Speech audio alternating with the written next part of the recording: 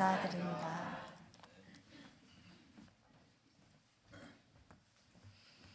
네, 주님의 귀한 말씀을 봉독해 주셔서 감사합니다. 참 좋으신 우리 주님의 은혜와 평강이 오늘도 변함없는 우리 모든 교우들과 함께하길 주의 이름으로 축원합니다. 아멘. 여러분 기드 모파상이라고 하는, 예전에는 이 작가의 소설들을 좀 많이 읽으시는 것 같은데 요즘은 좀 읽는 분들을 잘 못 본 것 같습니다. 근데 그분의 단편 소설 중에 목걸이라고 하는 단편 소설이 있습니다. 주인공 마틸드는 주변의 부유한 다른 아주 부잣집 사람들처럼 나도 좀 화려하고 멋진 삶을 살아보고 싶다라고 하는 꿈을 항상 가지고 있었습니다. 하지만 현실은 그렇지 못해서 나는 참 불행하다 이렇게 느끼는 그런 여성이었습니다. 어느 날 남편이 집에 돌아와서 파티 초대장을 딱 내미는 겁니다. 야, 이거 구하기 힘든 엄청난 파티의 초대장을 내가 받아왔어. 우리 거기 한번 갑시다 라고 했는데 이 마틸드가 그 초대장을 받자마자 우울해진 겁니다. 여성들은 아마 어떤 느낌인지 아마 알 것 같아요. 입을 만한 옷이 없다는 거죠. 그래서 뭐 하여튼 계속 신경질을 부리고 또 울기도 했다가 막 그러는 거예요. 결국은 남편이 다른 용도로 이렇게 몰래 모아둔 용돈 400프랑을 줘서 좋은 옷을 사도록 했습니다. 근데 옷을 사서 참 좋긴 한데 여자는 이제 그 다음부터 또 걱정이 생기는 거예요. 또 화가 막 나는 겁니다. 일단 뭐가 화가 날까요? 예, 목걸이가 없는 거예요. 보석이 없는 겁니다. 그래서 또 남편에게 막 이렇게 했는데 남편이 머리를 하나 썼죠. 당신 친구 중에 당신이랑 친한 부잣집 친구 그 부인 있잖아. 그 집에 가서 한번 뭐 한 번이니까 빌리는 게 어때? 그럼 되겠다 싶어서 친구 집에 가서 이제 이야기를 쭉 나누다가 나 좀 이러이러해서 목걸이가 필요한데 빌려줄 수 있겠니? 오케이, 흔쾌히 허락을 해줬습니다. 근데 이것도 보고 저것도 보고 마음에 드는 것이 없는데 딱 하나, 다이아몬드로 되어 있는 목걸이가 너무 마음에 드는 겁니다. 예, 저는 뭐 평생 다이아몬드를 가져본 적이 없기 때문에 이게 어떤 느낌인지 잘 모르겠지만, 그래서 그걸 이렇게 귀한 걸 이제 빌려, 제일 값비싸 보이는 걸 빌려 가지고 이제 왔어요. 드디어 파티 날이 되었습니다. 원래부터 이 마틸드는 아주 매력적인 외모를 가진 여성이었어요. 당연히 뭐 이건 이제 AI로 만든 겁니다. 실제가 아니고 소설이에요. 자, 이 마틸드는 파티에 갔더니 최고의 인기녀로 등극한 겁니다. 남자들마다 나랑 한번 춤춰주세요.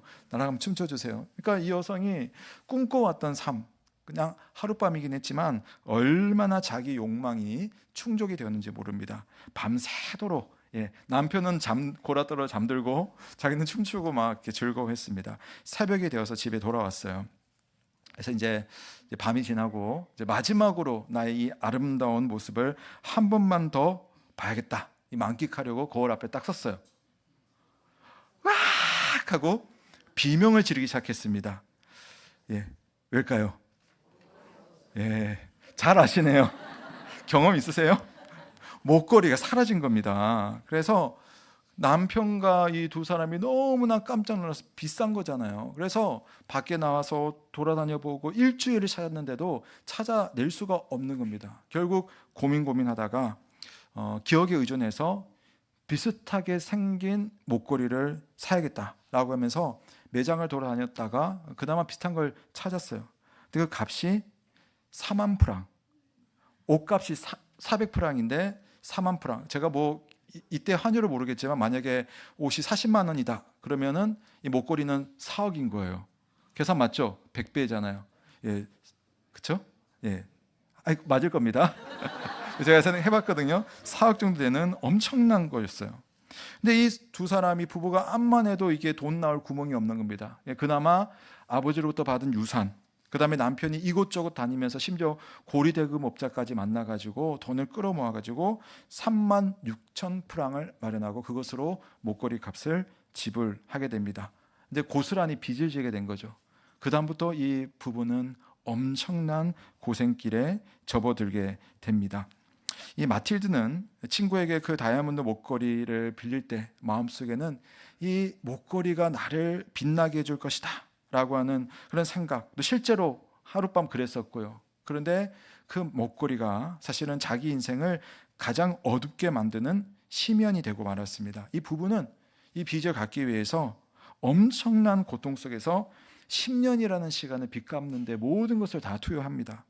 그동안 이 마틸드는 전혀 해보지 못했던 그런 일들을 전전하면서 그렇게 살았고요. 결국은 10년이 지났을 때는 아름다운 외모를 잃어버립니다. 사람들이 자기를 알아보지 못할 정도로 마치 다른 사람이 되어버립니다. 여러분, 이 소설을 읽으면서 그런 생각이 드는 거예요. 이 여성에게는 정말 좋은 게 많았어요. 자기 남편이 너무 자기를 사랑하고 정말 좋은 남편이었어요.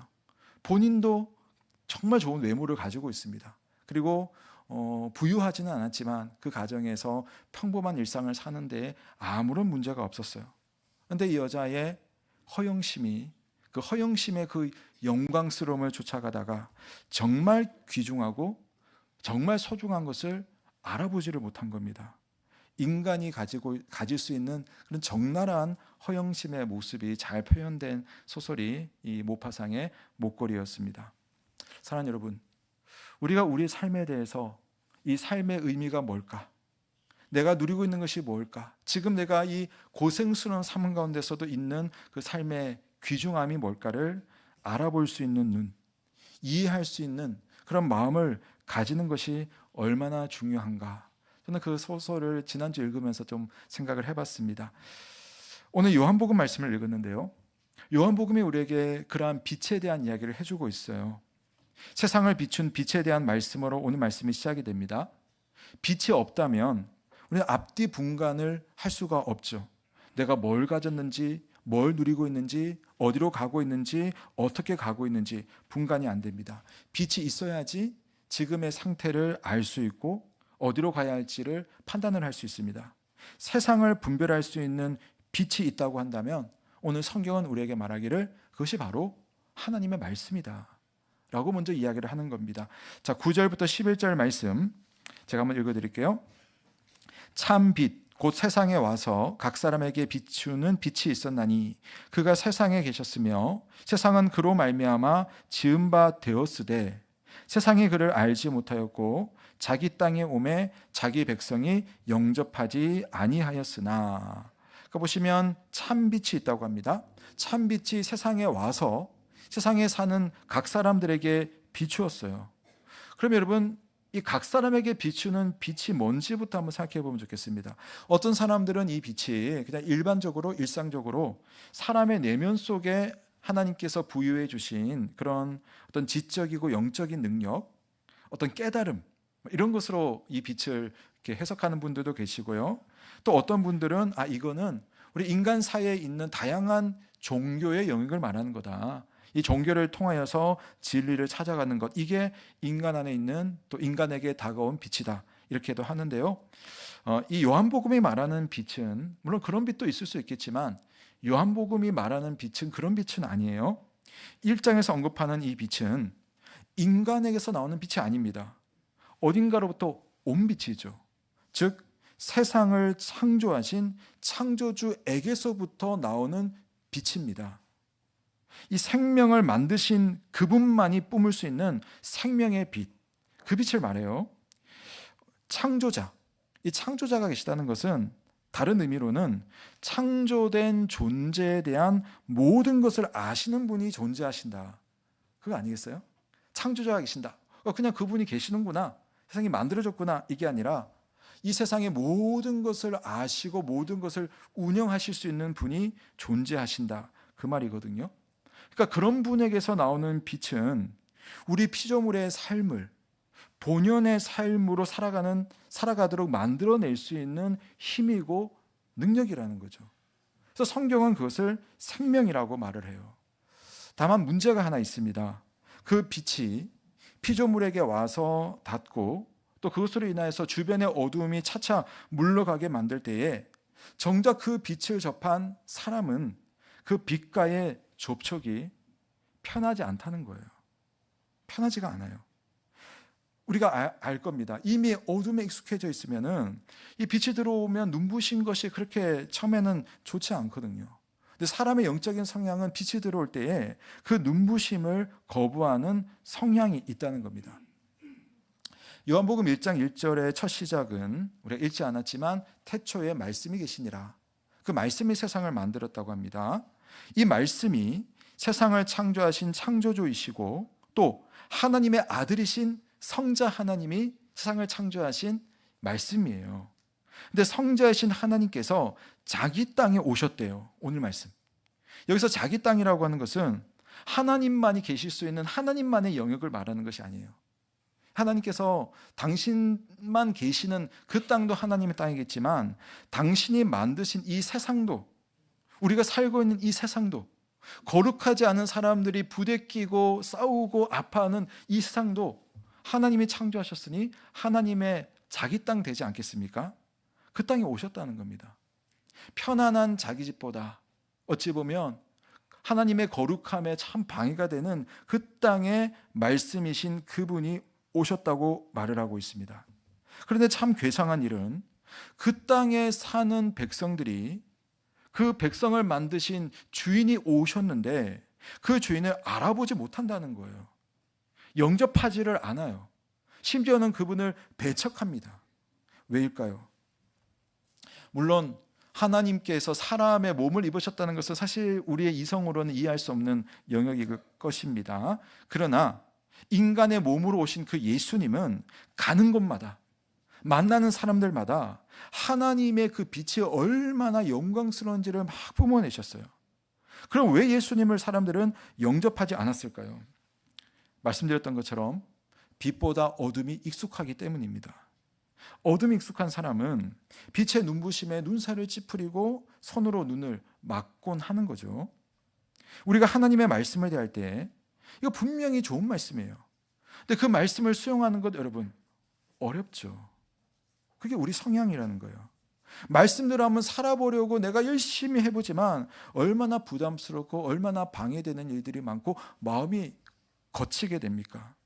우리 안에 말씀을 받아들이기 싫어하는 마음이 있기 때문이에요.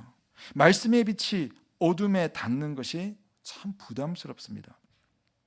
저는 고등학교 2학년 때 처음 예수님 만나고 또 신앙생활을 하고 예수님 믿게 되었는데 그 전에 고등학교 1학년 중학생 이럴 땐 여러분 그래도 뭐 순수하지 않았겠어요? 순수한 마음을 가졌고 또 저는 또 기본적으로 성향이 사람들을 만나면 또 나름대로 좀 친절하고 싶고 또 편하게 대해주고 싶은 그런 마음이 어릴 때부터 좀 있었던 것 같아요.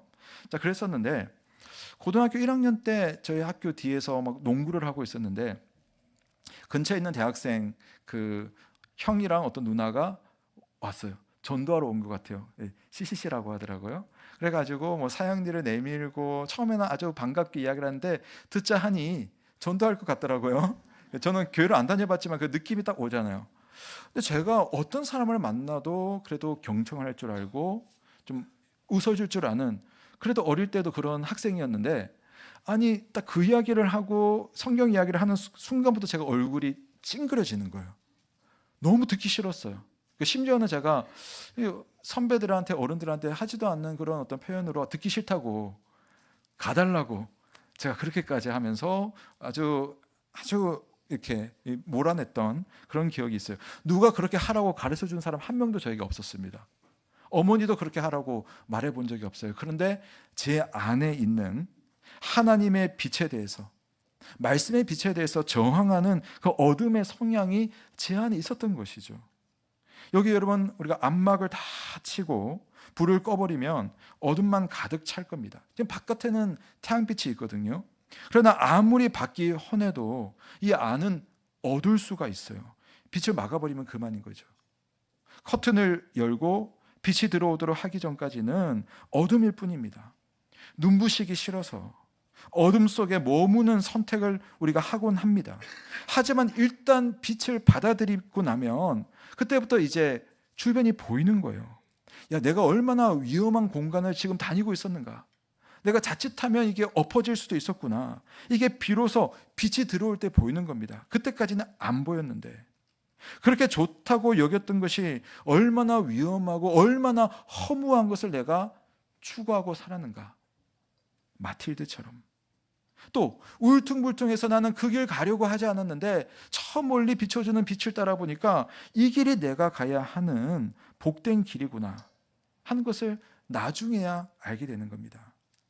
가야 할 길을 알고 선택하지 말아야 할 것을 분별하는 것은 바로 이 세상을 창조하시고 이 세상 아시는 바로 하나님의 빛 안에서 눈을 뜰 때야 가능하다는 사실을 믿으시기를 바랍니다. 빛이신 이 예수님께서 이 땅에 오셔서 우리에게 새로운 삶을 보여주시고 그때부터 우리는 하나님의 자녀로서 살아갈 수 있게 되는 겁니다. 바로 그분이 세상에 오셨기 때문에 우리에게 일어나는 일들, 그 일들이 있어요. 우리 한번 보겠습니다. 12절과 13절 말씀입니다. 우리 한번 같이 읽습니다. 시작. 영접하는 자 곧 그 이름을 믿는 자들에게는 이는 혈통으로나 육정으로나 사람의 뜻으로 되지 아니하고 오직 하나님께로부터 난 자들이니라. 아멘. 예수님을 영접하는 자들에게 하나님의 자녀가 되는 권세를 주신다고 했습니다. 이 세상에 비치신 예수님을 받아들이고 예수님께서 주시는 생명을 믿는 자들마다 더 이상 어둠 속에서 허덕거리는 어둠의 자식이 아닌 하나님의 자녀가 되는 자격을 얻는데요. 이 권세라는 말에는 또 다른 의미로 능력이라는 뜻이 있어요. 능력. 하나님의 자녀만이 가질 수 있는 능력. 하나님과의 관계 속에서 그분이 우리에게 줄 수 있는 그 능력.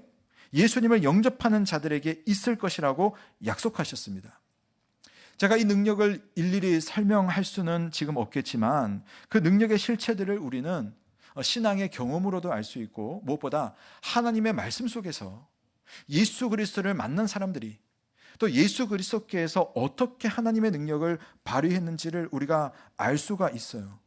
그 능력과 그 권세가 누구에게? 예수 영접하는 사람들에게 내려지는 그 권세가 그 능력이 있을 것을 지금 말씀하는 겁니다. 그리고 예수께서 말씀하신 모든 약속이 하나님의 자녀들마다 가질 수 있는 권세며 능력이라고 했어요. 그러므로 우리는 이 말씀의 빛을 받아들이는 가운데 말씀이 약속하고 보여준 능력의 소유자가 될 수가 있습니다. 예수님을 영접하지 않고 그분의 말씀을 모셔드리지 않는다는 것은 그 빛을 받아들이지 않는 거거든요. 그러면 예수님만이 보여줄 수 있는 창조주만의 그 빛이 우리에게 이 암막 커튼으로 다 가려져 버리는 것과 같은 겁니다. 어둠 속에서 바라보고 움직이는 것 그 이상을 할 수가 없어요. 그러니까 우리가 일반적으로 우리는 어둠 가운데서 나름대로 자유롭게 팔다리도 움직일 수 있고 또 마음대로 걸어 다닐 수도 있죠. 누구의 방해도 받지 않을 수 있습니다. 자유로운 것 같아요. 근데 걷다 보면 부딪히는 것 있고 넘어질 일들이 아마 많을 겁니다. 빛이 들어와야지 여기가 얼마나 위험한지 이 지형지물이 어떤 것인지를 확인하고 내가 의지하지 않아도 되는 것은 의지하지 않을 수 있는 그런 자유를 찾게 되는 겁니다. 예수님이 이 땅에 오셔서 우리에게 진리의 빛을 비춰주신 이유인 것이죠. 다만 우리는 스스로 그 빛을 받아들이려고 하지는 않습니다. 영접하지 않는 자, 빛이 보여줄 세상을 부담스러워합니다. 그래서 빛을 받아들이는 것에는 여전히 하나님의 은혜가 필요해요. 그리고 하나님은 우리에게 그런 은혜를 내려주신다는 사실을 믿으시기 바랍니다. 자, 성경 말씀 보실까요? 12절과 13절 말씀 우리 한 번만 더 함께 읽겠습니다. 시작.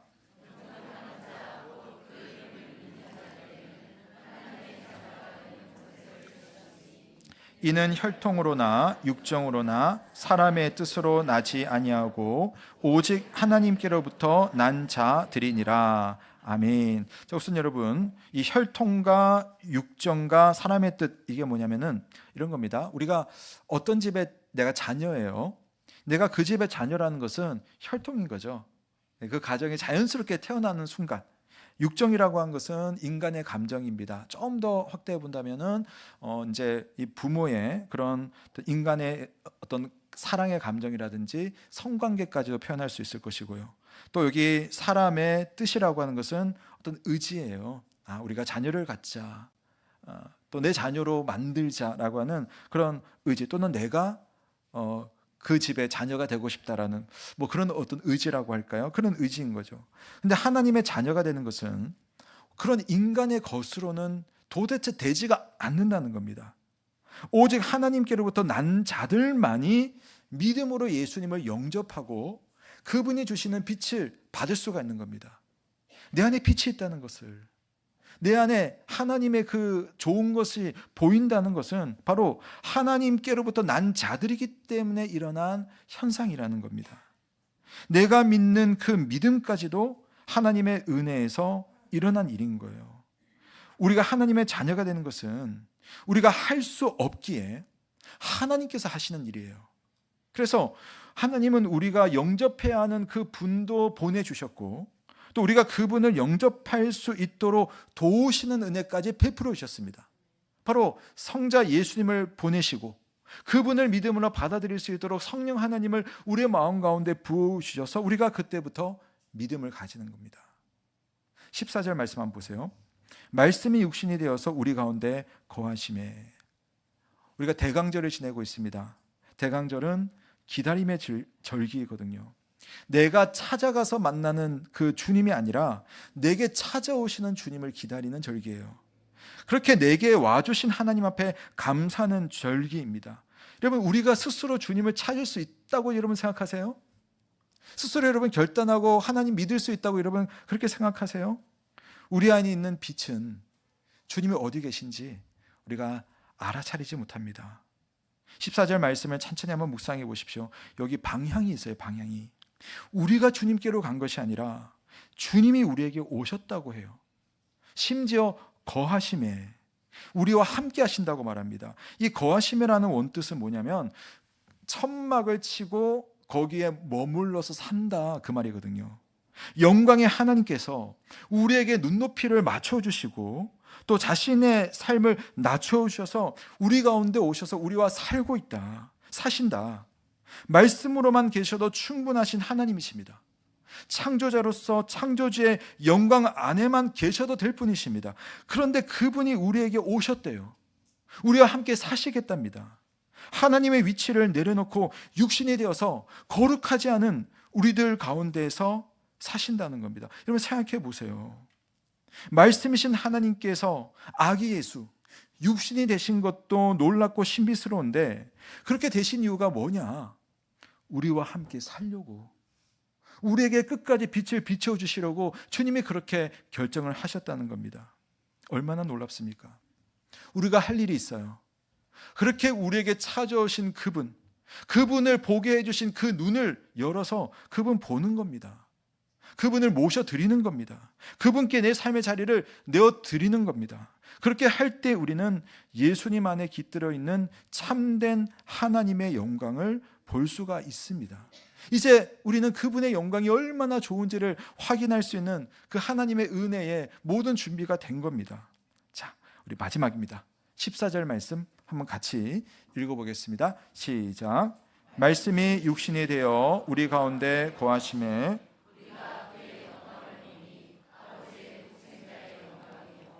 은혜와 진리가 충만하더라. 아멘. 자, 이제 말씀이 육신이 되어서 그분이 우리 가운데 오셔서 우리와 함께 하시기 때문에 우리가 영적인 눈을 열어서 그분의 영광을 볼 수 있게 됩니다. 그러면 우리가 볼 수 있는 예수님의 영광은 무엇일까요? 자, 오늘 결론은 사실 이 말씀 드리려고 지금까지 온 겁니다. 여러분은 예수님에게서 어떤 영광을 보십니까? 또는 내가 보고 싶은 예수님의 영광은 어떤 영광이십니까? 이 영광도 참 놀랍고 신비스럽거든요. 이게 우리가 생각하는 그런 일반적인 영광과 참 달라요. 주님의 영광은, 예수님의 영광은 보통 우리가 생각하듯이 자신을 드러내고 또 과시하면서 칭찬받고 높임을 받는 그런 식의 영광이 아닙니다. 사랑받는 존재가 되어서 무한한 만족감을 느끼는 그런 영광이 아니에요. 사실 그 반대였죠. 예수님은 모든 순간마다 그 태어나는 순간부터 돌아가시는 그 순간까지 끝까지 낮아지시는 자리 속에 내려가셨어요. 하나님께서 자신이 만든 피조물인 인간이 되시도록 낮아지셨습니다. 제자들을 골라가지고 그들을 가르쳤는데 심지어는 그들의 발을 씻으면서 내가 너희들의 종이다 라고 하셨습니다. 죄인들을 위해서 십자가에서 모욕당하고 죽으시는 그 순간까지 주님은 수치를 감내하셨습니다.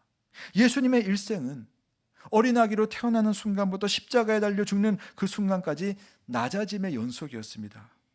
성탄을 앞둔 대강절에 우리가 보아야 할 예수님의 영광은 바로 이것입니다. 사도 바울이 그 영광을 보고 자신에게 그 영광을 적용합니다. 빌립보서 2장에 보면 그는 근본 하나님의 본체시나 하나님과 동등됨을 취할 것으로 여기지 아니하시고 오히려 자기를 비워 종의 형체를 가지사 사람들과 같이 되셨고 사람들의 모양으로 나타나사 자기를 낮추시고 죽기까지 복종하셨으니 곧 십자가에 죽으심이라. 이러므로 하나님이 그를 지극히 높여 모든 이름 위에 뛰어난 이름을 주사. 예수님은 결국 영원한 영광의 자리로 올라가셨습니다. 그런데 그 영광의 실체는 무엇이냐면은 자신을 비워서 누구보다도 낮아진 자리에서 다른 사람을 위해서 다른 사람을 섬기고 죽기까지 복종하고 낮아지실 때 바로 거기에 하나님의 영광의 실체가 있더라. 바울이 발견한 주님의 영광이었습니다.